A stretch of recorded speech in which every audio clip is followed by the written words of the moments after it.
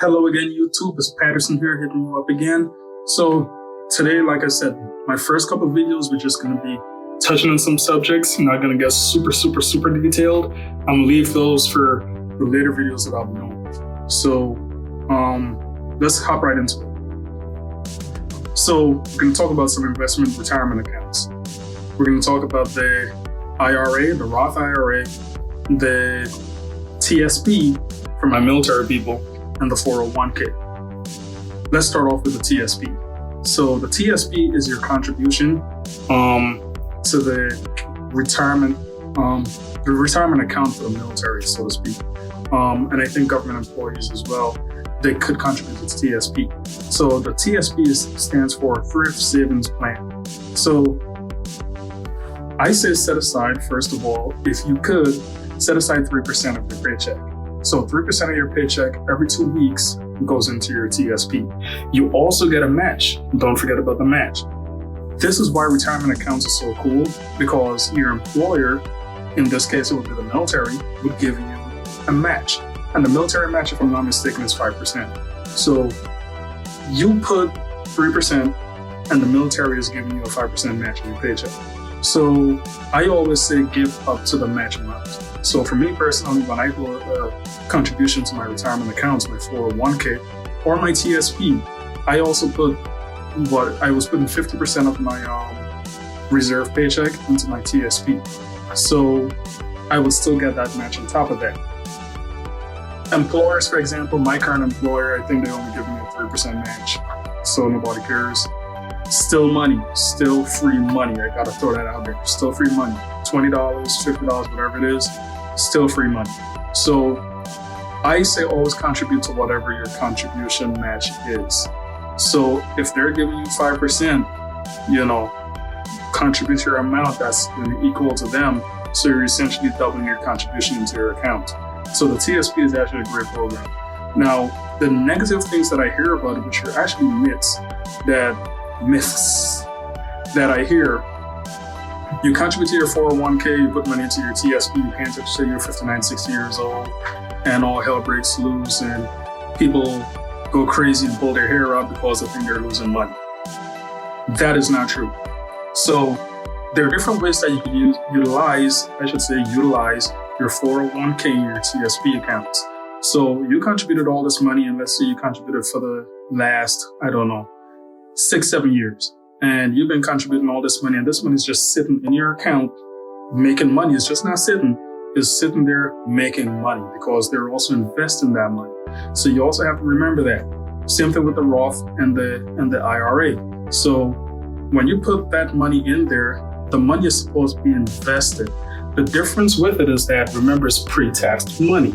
So if you were to withdraw that money, you would incur pretty much a hefty fee for withdrawing that money early before your 59th birthday.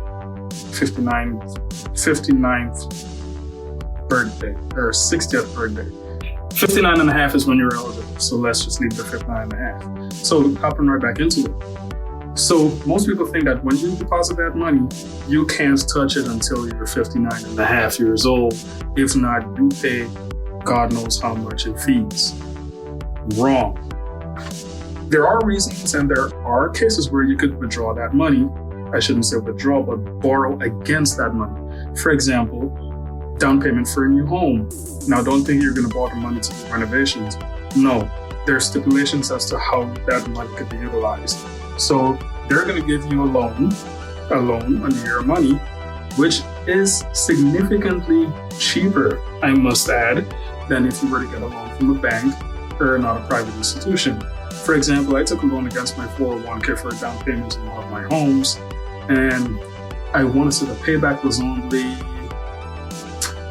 it was 3%, 2 to 3%, I believe it was. And that loan, I took it from Fidelity years ago. So I took my money, borrowed against it, and I only had to repay them back at the 3%, whatever it was. Remember when they sell that money, when they sell your shares, however you give you that money could also be tax dependent on how it was taken out or borrowed against. So there are different rules and there are different reasons, there are different stipulations as to how you could get that money. So don't think the money is just set aside and just put away and you can never see it again until you're aged at 60 years old. That is highly untrue. Another reason you could also take it out is for medical reasons, medical expenses.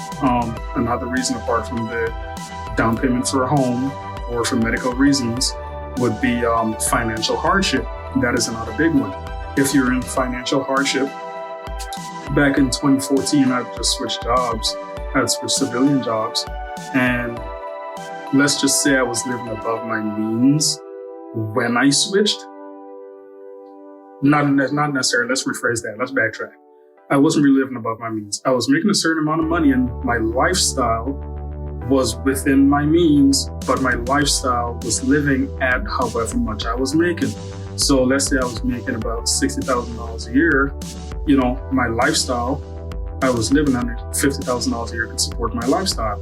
I still had money to save. I still had things to do recreationally. I could squander as much as I wanted to, but I had a career change. The reason I changed my career was for the long term. I knew I was going to be taking a pay cut, but I didn't understand how much of a pay cut that would come into be. So for the first, I want to say 2 years, it was hell. I had to take a financial hardship loan against my 401k. I got that money and it really gave me a good boost. I went through it pretty quickly because my new gig was actually in New York. And New York is not cheap, especially compared to coming from Georgia. So I'm leaving Georgia with a mortgage and I'm also paying a rent in New York. That is not really, let's just say it's not really feasible. So I ended up losing my car. I had to give the car up. The car got into an accident and I was like, you know what? It don't really make sense wasting money fixing it. The amount of money I'll spend, I might as well buy a new car. So I had that car repossessed, gave it back, and I bought a new car. Went out the very next week and bought another car because the car was essential for my job. So I got the new car and I kept that one car. It was a cheap car, probably about $3,000. And I drove that car for 2 years. And, from there, I started moving back up. I got my raises. And now I'm at the point where I could afford my things again. So all the things I had to give up, I got back right back into. I was behind on my mortgage. I was months behind on my mortgage. So I had to get back up. I had to sell some of my investments. I had to sell stocks. I had to, close some of my investment accounts just to make life, work for me. So the 401k and the TSP is not bad. I actually also had to take a loan against the TSP as well. So I got money from all that to build myself back up to where I am now. So don't think it's a bad thing. I say invest in it, learn about it, because I think it was last month or the month before. We're now in 2019, December 2019. About 2 months ago, the TSP rules as far as taking money out also changed. So for my military people, if you're, struggling, you're hitting some hard financial times, the TSP is actually a great resource to tap back into. You're going to lose that money working for you because it's not making money, but you could also go back and get yourself on your feet and reinvest back into it. The payments on your loan pretty much are pretty cheap. I was paying $20.25 on my first loan, and my TSP loan I was paying $35 and I forgot how many cents, but I'm paying $35 and something cents. I got $1,080 left to pay back. I called them last week and I'm just going to pay it off in January after Christmas and the holidays. I'm just going to pay the entire thing off and call it a day. That's my money back into my account. Working for me again, money making money. So, that's just an overview. Like I said, these first few videos that I'll be doing is just going to be overviews of everything that's to come. And as I start pushing more videos out, I'm going to start getting more and more detailed and giving you more insight as to how to use these resources we have, how to not exploit them, so to speak, but how to exploit them. Let's say that. Money making money. That's what I believe. I have four investment accounts right now. And the reason I have 4 is because they come with different rules. So I have my 401k, I have my Fidelity account, and you gotta diversify. It's all about diversification. I don't have all my investments in one thing. If that one thing crashes, that's my entire investment.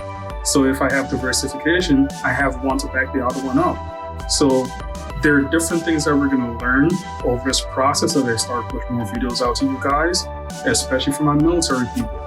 We have a lot of resources available to us that a lot of us don't tap into. There's a lot of benefits, and there's a huge boost when you join the military that a lot of us squander along the way. So this channel is basically geared at helping us out, giving us that mindset and keeping us focused, and teaching us how to invest our money and our time to maximize it and give us a better cushion as we, move along in life. Some of us are going to be in here for 20 years. Who knows? Some of us are going to leave and get great jobs, whether it be at Boeing. In my career field, Boeing hires a lot of us.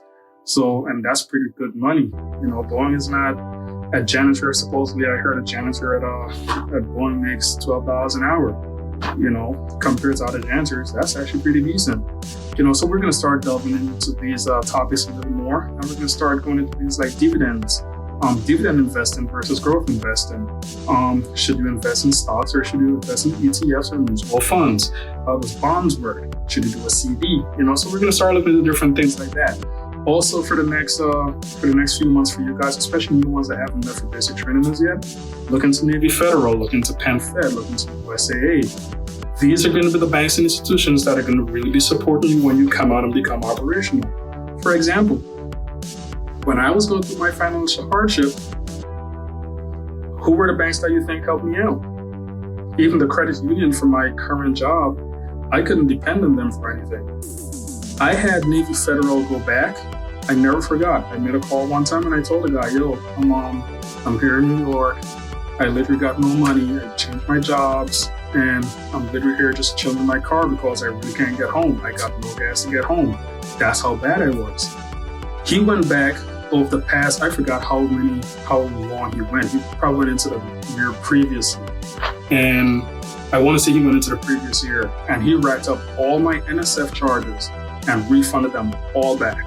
Every single last NSF fee that I had, he went back so long because I really don't get a whole lot of NSF charges.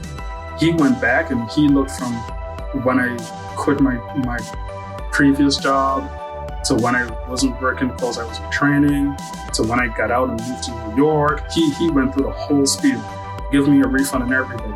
I called USAA, I had an investment account with them. They closed my investment account, they transferred the money into my account the very next day. It took like 2 days because you got to sell in the active day while the market is open. And once that is closed out at the current rate, then that money is deposited to you. They went back and did the same thing. They actually even gave me I would consider that a free loan. They went back, looked at everything, see if I had any NSF fees or any kind of fees associated with my account, ATM charges and everything, and they refunded everything. So, these are the institutions that help us out, and they're there for us, military people. Geico was another big one. When I couldn't find cheap insurance, Geico is probably not the cheapest, depending on where you live and depending on your circumstances. But Geico was a huge one for me. I was paying comprehensive insurance, and I was paying $182 for 2 cars. This was over the past year or two. So, there's a lot of different resources that we have that I'm going to teach you guys how to tap into, how to research, how to know your stuff, and how to start investing and thinking above, thinking for the future.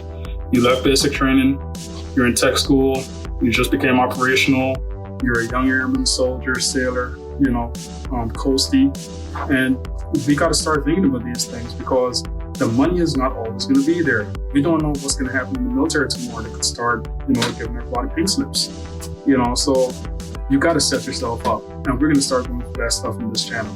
So stay tuned, like the video please for me, subscribe, and stay tuned for the videos to come. We're going to start delving deeper and deeper into these topics. And most of it is going to be finance and career related, so stay tuned.